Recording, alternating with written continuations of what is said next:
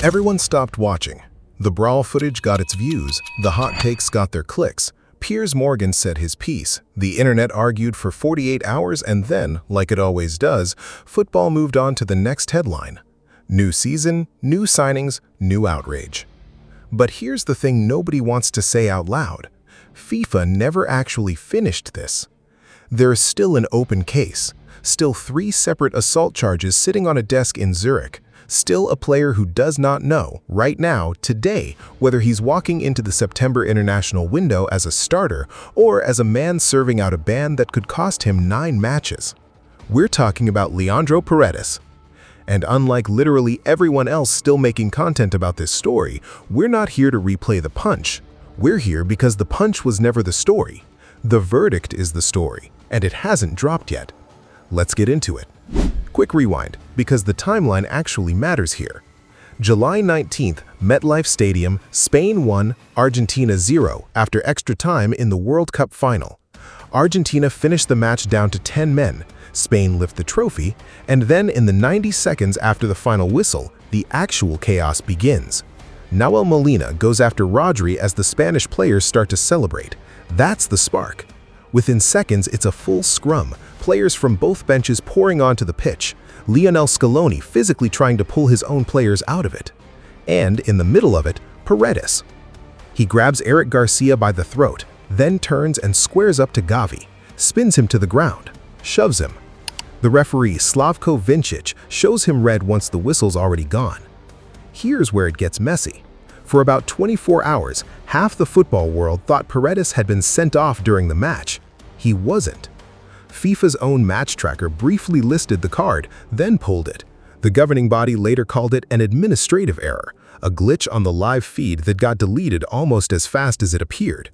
So, no red card on record, no automatic suspension. Which is exactly why this became a disciplinary case instead of a footnote.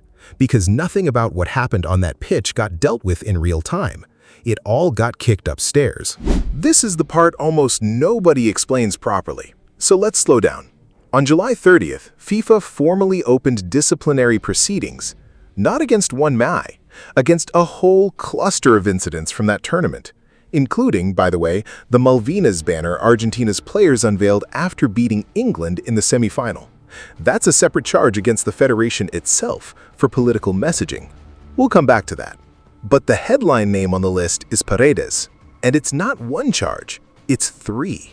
3 separate counts of aggression.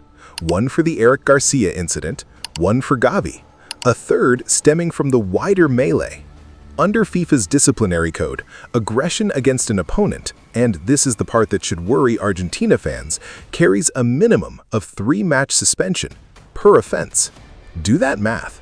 3 charges, 3-match minimum each. Stack them, and you're theoretically staring at a 9-game ban. Now, realistically, disciplinary committees don't usually stack sanctions to their absolute ceiling. Based on how FIFA has handled comparable multi-charge cases in the past, most people close to this expect something in the 5 to 6 match range if he's found guilty on all counts. Still, 5 or 6 matches is not a slap on the wrist. That's not a fine. That's not a warning. That is a chunk of Paredes' international career gone, during a window where Argentina are trying to rebuild a squad's identity after the single biggest gut punch result of the Messi-era Argentina, a World Cup final defeat on home turf basically, on penalties of controversy as much as football. And he's not alone in this. Nahuel Molina is charged with 2 separate acts of aggression. Assistant coach Roberto Ayala, the man who was seen striking Dani Olmo, is facing his own charge. Thiago Almada picked up an unsporting conduct charge, which mirrors one filed against Spain's Gavi on the other side.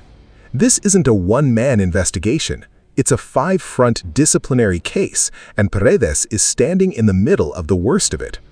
Here's the disconnect. Go check the football conversation right now. Scroll any comment section, any forum, any group chat. The narrative that's settled in is, oh, Paredes is fine. No red card, no ban, he's clear. That's not what happened. That's a half-truth that hardened into a full one because it was easier to believe. What actually happened is this. FIFA clarified there was no automatic suspension tied to a red card because, administratively, no red card exists on the books. That's it. That's the entire scope of that clarification. It said nothing about the separate disciplinary case that was already forming behind the scenes. Two completely different processes. One closed almost instantly, the red card confusion. The other is still open, still active, still sitting with FIFA's disciplinary committee as they work through referee reports and, from what's being described, high-definition video review of the entire incident. That's the gap everyone's falling into. People heard no automatic ban and assumed the story was finished. It wasn't finished, it just went quiet. And quiet is not the same as resolved. So why does the timing matter right now, in the middle of August, weeks after the world stopped caring? Because Argentina have a FIFA window in September. Real, competitive, meaningful matches. And whatever the disciplinary committee decides has to be served in Argentina's next official fixtures, which means this window or the one immediately after it. Think about what that means for Lionel Scaloni. He's trying to rebuild a squad's identity after the single biggest gut punch result of the Messi-era Argentina, a World Cup final defeat on home turf basically, on penalties of controversy as much as football. And he's here to rebuild a squad's identity after the single biggest gut punch result of the Messi-era Argentina, a World Cup final defeat on home turf basically, on penalties of controversy as much as football. And he's might be doing it without his starting defensive midfielder for up to 6 matches, decided not by form, not by injury, but by a panel in Zurich still reviewing footage from a tunnel brawl a month ago. That's not a small subplot. That's a program-altering variable, and it is currently unresolved. Every day this verdict doesn't drop is a day Scaloni can't fully plan his September squad. Every day it doesn't drop is a day Paredes himself doesn't know if he's about to lose a meaningful chunk of his international future at 32 years old, an age where every cap starts to feel finite. This is the tension nobody's sitting with anymore, because it's not a highlight, it's a waiting room. And waiting rooms don't get views until the door opens. Here's an angle almost nobody's connected yet. Remember the Malvinas banner? Argentina's players displayed it after beating England in the semifinal, a political statement referencing the Falklands conflict, immediately picked up by FIFA as a separate case entirely, tied to discriminatory conduct and federation-level violations.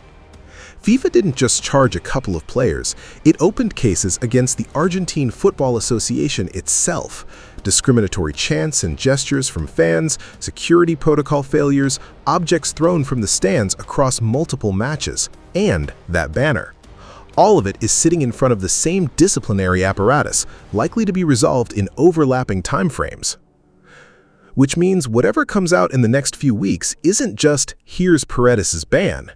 It could be a broader reckoning, sanctions against the federation, fines, potentially even restrictions tied to future tournament conduct.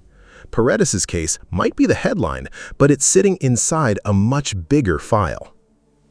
If FIFA drops all of this at once, this stops being a Paredes story. It becomes an Argentina story, a full federation story. And almost nobody is positioned for that conversation right now because everyone treated the Paredes angle as closed weeks ago. So where does this actually go?